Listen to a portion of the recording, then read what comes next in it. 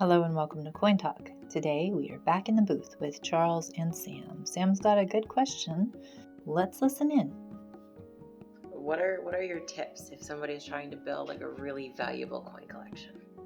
Well, I think you should probably, just like anything else, start with a set of goals and intentions. If your intentions are to make money, it's important to look into what is going up in value. One of the most important things to understand about our world is that it is growing. In the 1940s, whenever people started collecting this 1916 Denver Mercury dime, 700,000 the population of a city. Well, now the population of a city is like 5 or 6 million of a decent mid-sized city. Midwestern cities are 2 or 3 million people. The point is that the population has already expanded like 7 or 8 times since 1916. And picture yourself in the year 2100. So what are you going to leave to your grandkids? What types of resources are they going to have as far as this 1916 dime that was worth, $300 in the year 1975 is now worth $300,000 because there are 30 times as many collectors that want the same items. They aren't making any more, so you know that currency is a good investment.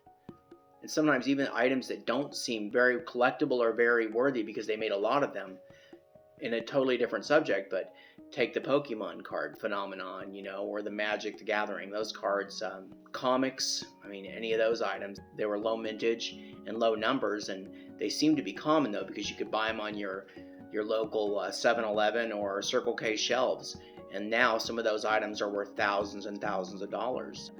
Dark Horse comics, low number, just anything you can imagine that is collectible. And coins are pretty much along the same line, something that is common today. The Drummer Boy quarter from 1976, those were everywhere when we were kids. As far as the best way to start a collection, and I would say do some research and appeal to your emotional side and what do you like? What inspires you about coins?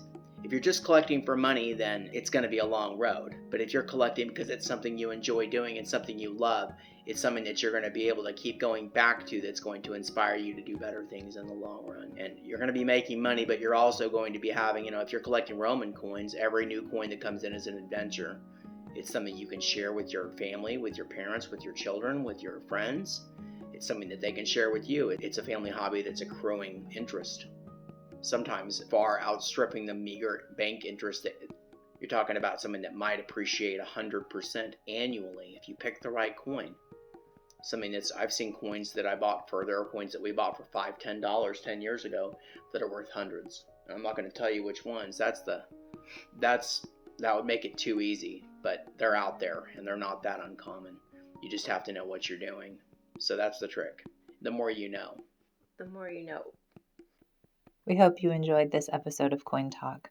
Remember to like, subscribe, and click the bell to receive more Pendant Ring videos in your feed.